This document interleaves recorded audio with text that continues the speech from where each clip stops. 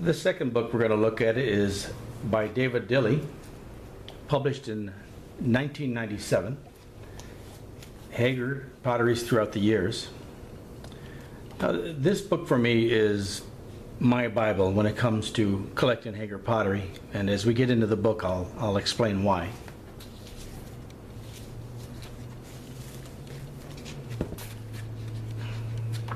Now in Dave's particular book, the strength isn't so much in the history.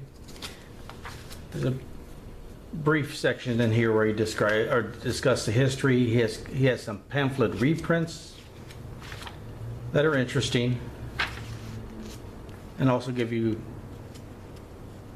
a short description of Royal Haeger Pottery's history.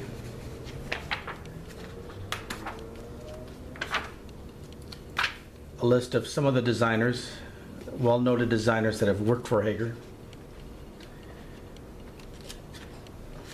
Now this is what I consider to be one of the strengths with David's book, is that it gives you a real good listing of the different Haeger crowns that they made throughout the years. So that's very helpful to a collector when it comes to trying to identify what time period the crown might be from.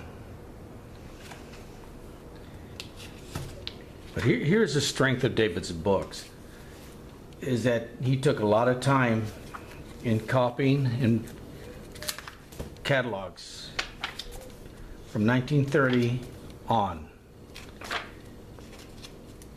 And this is why I call it my Haeger Bible.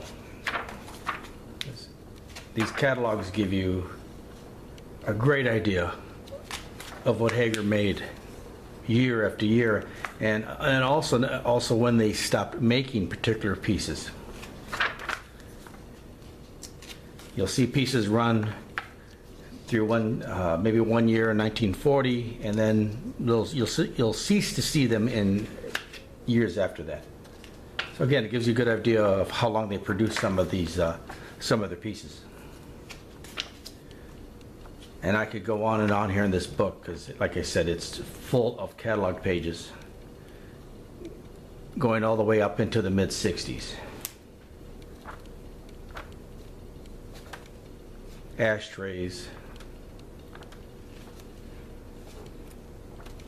lamps,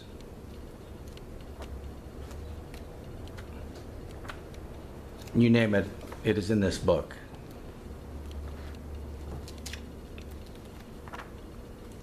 Oh, and if you remember my short review on the Doris Frizzell Lee Garman book, where they had printed a 1950 catalog in that book, and it was all in black and white.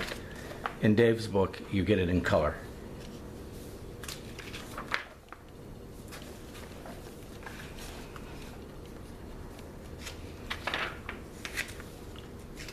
For me, this is my favorite time period when it comes to Haeger pottery. These are the pieces I like to collect, these figural pieces.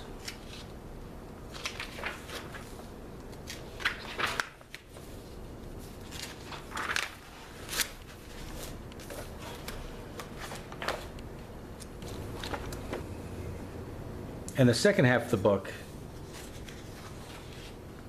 is all photographs of the collection that David had put together at the time of the publishing of the book.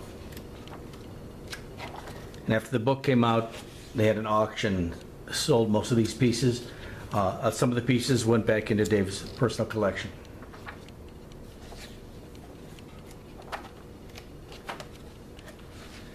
And another thing that makes this book a strong book is the price guide in the back. What's interesting is even in 2014, this price guide is actually pretty right on the mark. About 15 years ago, Haeger did have a spike in price, and things got very expensive, and since then things have bottomed out.